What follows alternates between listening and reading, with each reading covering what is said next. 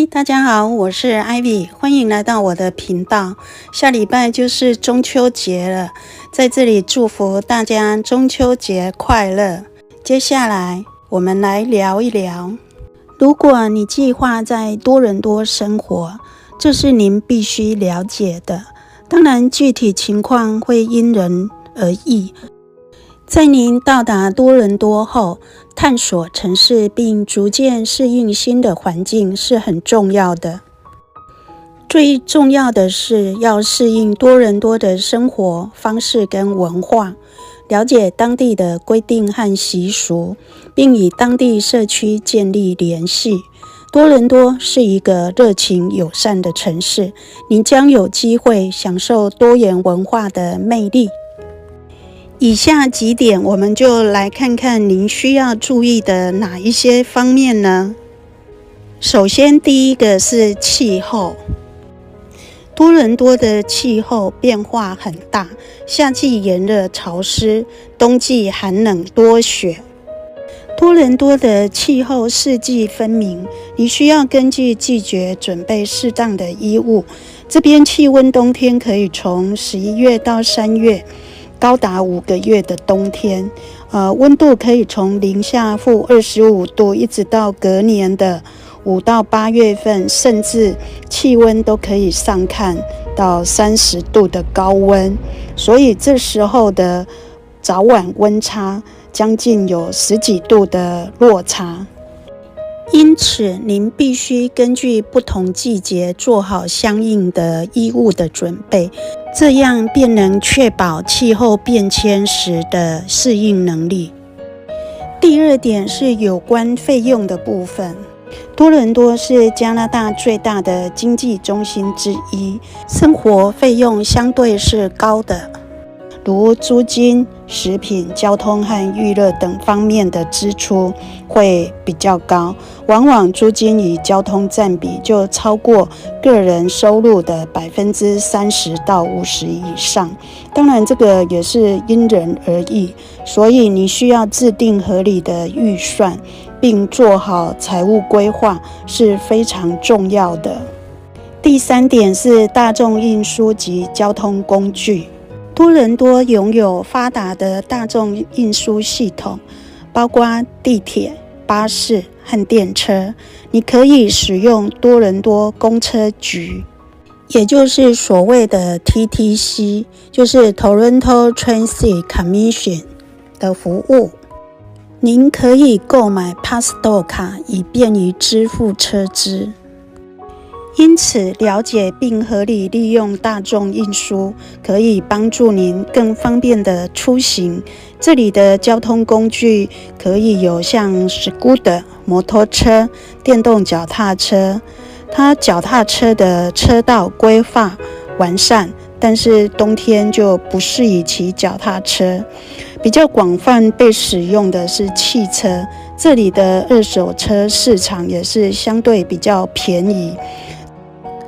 在多伦多市区里，交通尖峰时塞车以及停车问题也将是一大考验。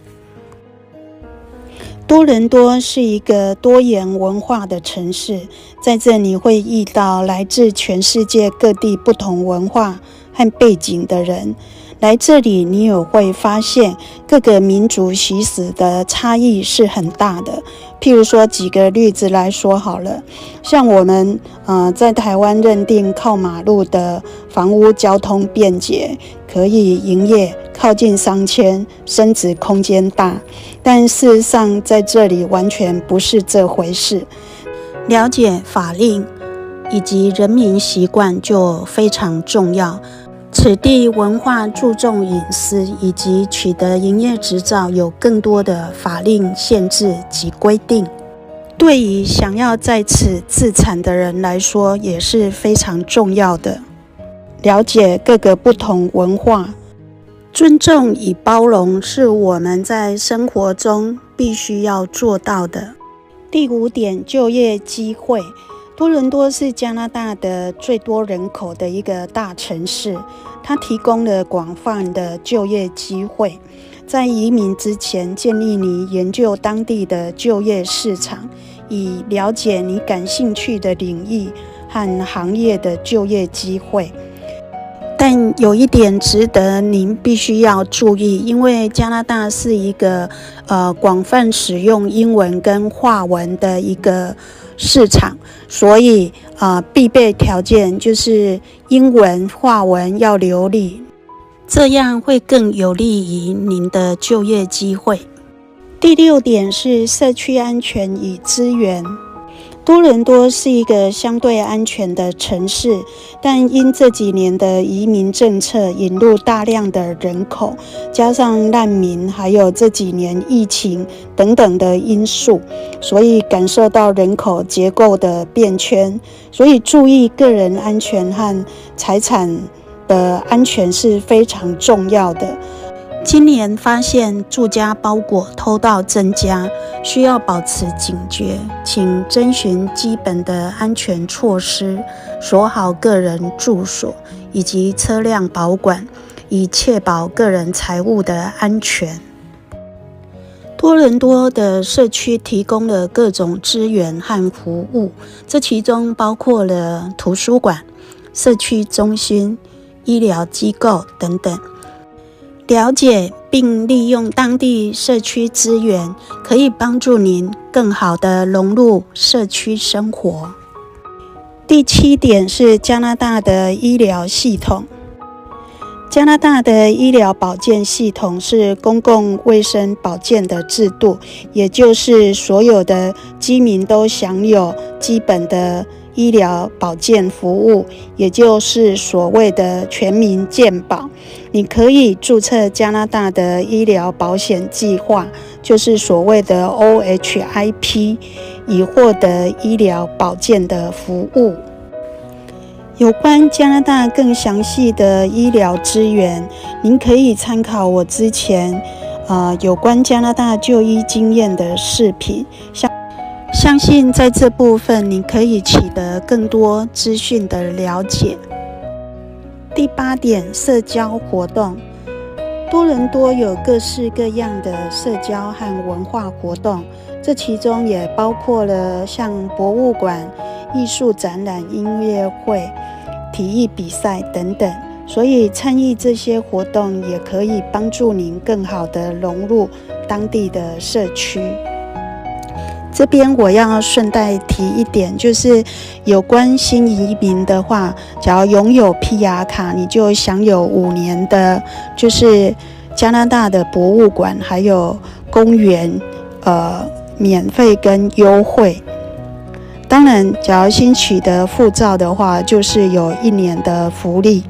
除了以上几点，当然还有很多其他方面需要根据你的具体情况进行考虑。多伦多是一个充满活力和机会的城市，但也需要适应和调整。在你定居之前，可以透过咨询当地居民、社区组织或专业机构来获取更多关于多伦多生活的资讯和建议。当然，还有其他因素可能需要根据个人情况进行考虑。